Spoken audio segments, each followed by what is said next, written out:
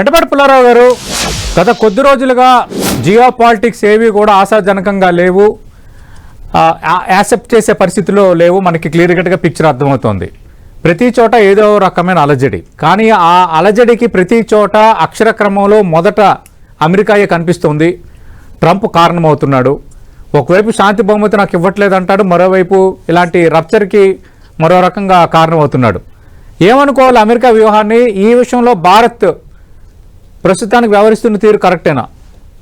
100% correct. Silent గా ఉండటం భారతదేశానికి మంచిది. ఓకే, ఎందుకంటే చాలా మంది వెనుజువేలా మనకు వ్యతిరేకంగా పనిచేస్తా ఉన్నది.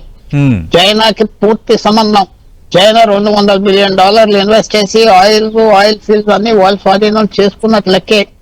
చైనా మన స్నేహితుడా? కాదు.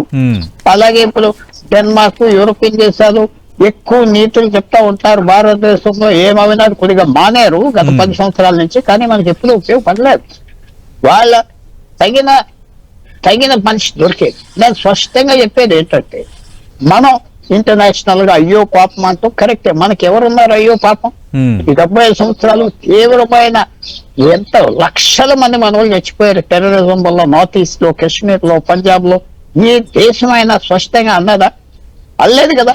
అందువల్ల నేను చెప్పేది ఏంటంటే, మనకి నేషనల్ ఇంట్రెస్ట్ ఏంటి?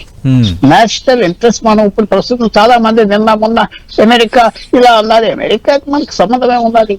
మనకు తక్కువ వ్యాపారం ఉన్నది. వీసాల గురించి మనం వాళ్ళు వెళ్ళి పనిచేసి ఆనందపడుతున్నారు కాబట్టి మనం ఇంకా లొంగు ఉన్నాం.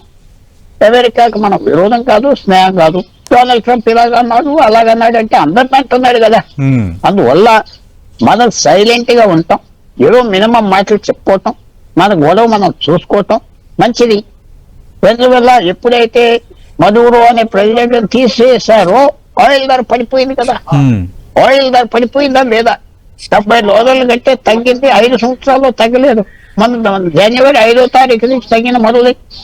ఇంకా మీరు చెప్పాలంటే ఇరాన్ కూడా అప్రమత్తం మారితే $40, $50 అవుతుంది ఆయిల్.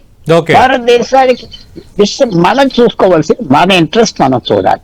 ప్రతి దాని మీద నీతి మాటలు చెప్తే మనం అంత బలవంతులు కాదు, వీక్ కాదు, తప్పకుండా పోవాలి.